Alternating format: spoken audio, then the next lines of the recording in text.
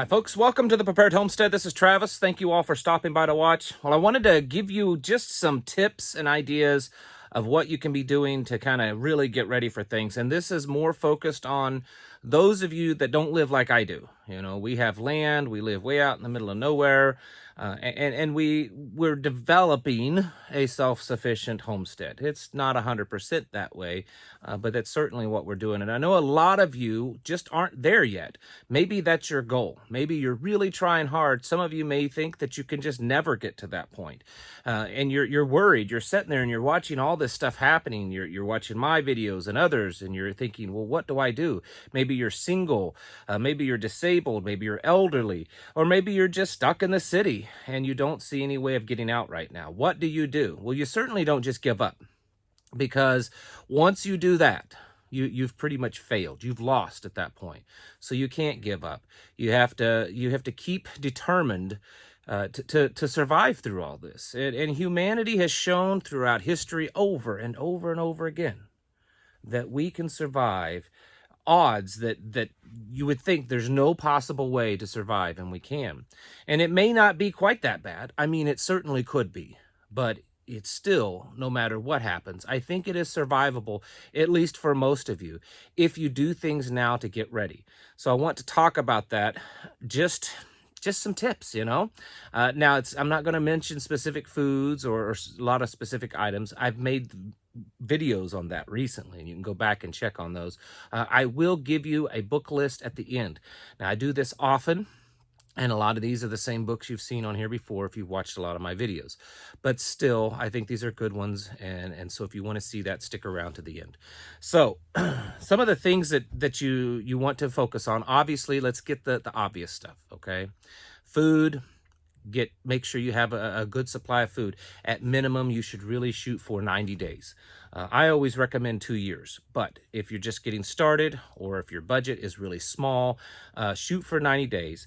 Look for shelf-stable food. Look for food that you eat, that you're okay and you enjoy, and then also food that is just easy to prepare. Stuff that you can, with very minimal amount of preparation, that you can, prepare your food. Secondly, is water. Now, on the food thing, a lot of people ask, well, what do you do with all that food? That's what a closet's for. Even if you live in an apartment, use a closet. Secondly is water. Water is super critical. You have to have water. Sure, you can store it, but if you're in a small place, it may not be that you can store a lot of it. Now, if you have a house in the suburbs, look at 55-gallon like plastic drums. You can usually get those used, like a food grade drum. You can store water in that kind of thing, or you can store it in buckets or other types of containers in your home or in your garage. But you also need to start thinking about, well, what if you run out of water? You need to have a source, and you can't always depend on what comes out of the faucet. So start looking in your area of where there's water sources at: creeks, streams, ponds, lakes, rivers, things like that. And I know most of you are saying, man, there's no way I would drink out of those. Well, what you need to do is you're going to have to filter it. That's number one. And then you're going to have to treat it. So you would run it through a filter. Then you would, do something like add bleach to it, drops of bleach, or some type of water treatment to it, so that you can make it where it's safe to drink. But you need to think about that. Think about how you would haul that water to yourself if you need to. So these are the kind of thoughts you need to start working. Also, medical stuff, medicine, first aid, extra blankets to keep you warm, possible ways, various ways to heat your home, and then, just clothing, make just the basics. That's, hygiene, clothing, things like that. That's the kind of stuff you need to start putting away. Now, and then, of course, self-defense. Do you have a way to defend yourself? Do you have the ammunition for it? Do you even know what you're doing with it? Start looking at that kind of stuff, too, if you haven't already. But some of the real things that I wanted to get to is, number one, you need to start working out plans. Now, these aren't things you have to do right away. Things are still have a semblance of normalcy right now. But these are things that you need to start thinking about. Do you, are you capable of living kind of low-key, not drawing attention to yourself? A lot of people refer to that as the gray man, not just in your person, but in your home. You don't want to look wealthy. You don't want to look like you have it all together. You don't want to look like you're fat and full and have everything. You want to kind of look downtrodden. You want to blend in. You know, as things start to get worse, as crime starts to go up, you don't want to give the appearance that you've got stuff that people would want. So you want to have a plan in place and try to think of ways that you can kind of, let things go a little bit as things get worse. Some of the other things that you need to work on is growing your own food. That is really critical. I can't stress that enough. And those of you that live in a city and maybe a suburban neighborhood, you really need to think of many different ways that you can grow food, and the how much you can get out of the land that you have. Some of you in apartments, and you're going to say, well, what do I do here? Well, you can do container gardening. You can grow things on your balcony, on your porch. Also look in your area where there may be community gardens where you can contribute to and get, possible food out of. So look at that kind of stuff. Look at foraging, the types of foods and stuff that's available in nature that just grow wild. What can you, harvest from that? What can you get from that?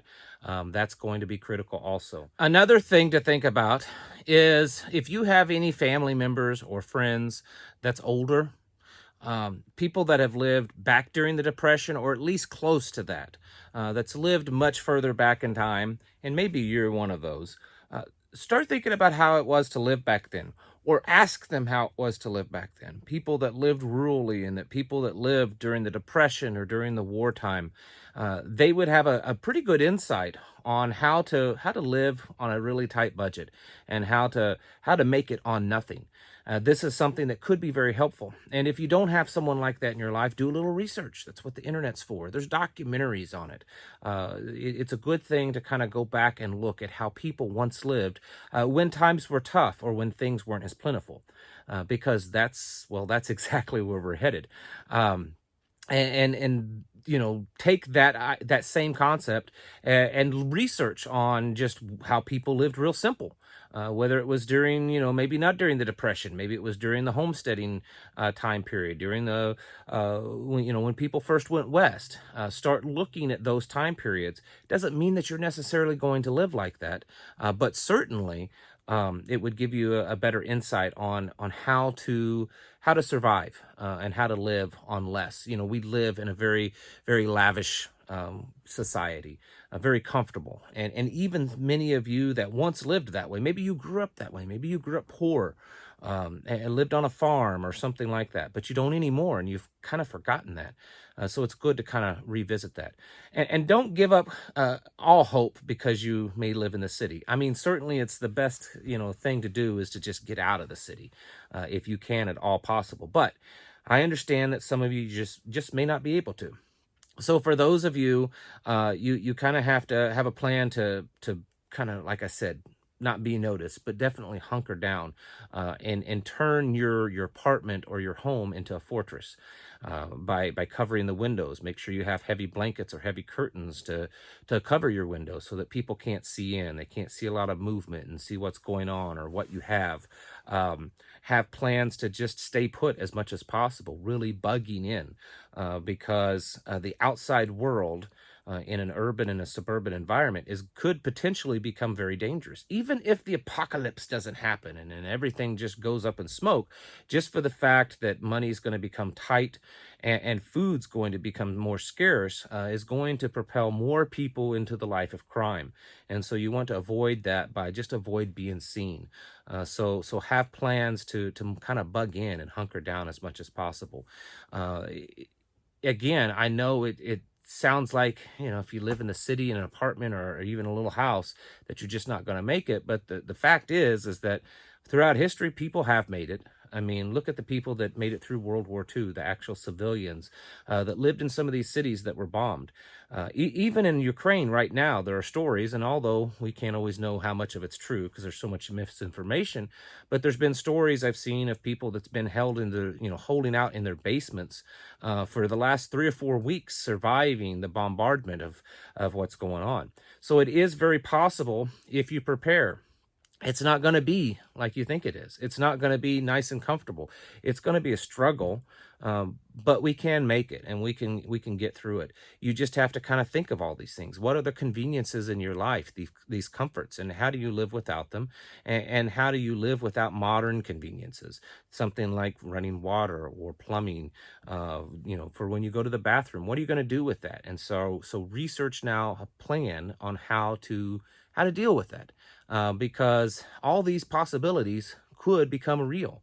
Um, it's not just something that I'm, just exaggerating on. It's very possible that any one of these things or all of them could happen to you. So start thinking now. Just because you're old, just because you're single, just because you have a disability, just because you're in the city doesn't mean that you're not going to make it.